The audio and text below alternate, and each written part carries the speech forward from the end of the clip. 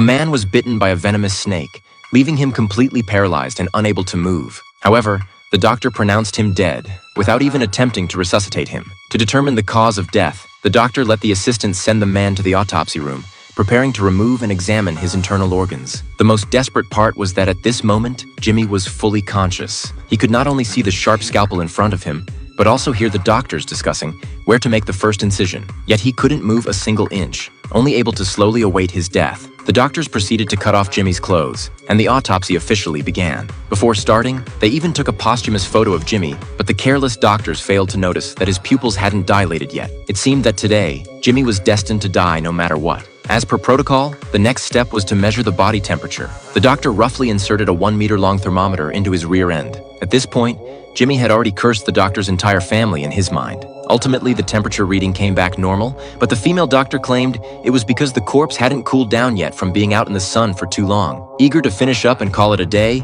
they skipped the step of examining external injuries. Unexpectedly, they handed the first incision to a rookie intern. It was his first time wielding the scalpel, and he was both nervous and excited. However, his teacher stopped him and kicked him out of the autopsy room because starting from the forehead was considered taboo. In the end, they still needed the help of the experienced female doctor. The woman prepared to make an incision in the chest to precisely remove the heart. Little did they know, the seemingly useless intern ended up saving Jimmy. While sorting through Jimmy's belongings, a venomous snake crawled out of a golf bag and bit his colleague. The doctors rushed to treat the victim and discovered that the man wasn't actually dead, but in a state of apparent death due to snake venom. That's when the intern remembered Jimmy on the autopsy table, exhibiting nearly identical symptoms to his colleague. He dashed back to the autopsy room where, fortunately, the two doctors were still intently examining Jimmy's lower body organs. The intern arrived and explained the situation.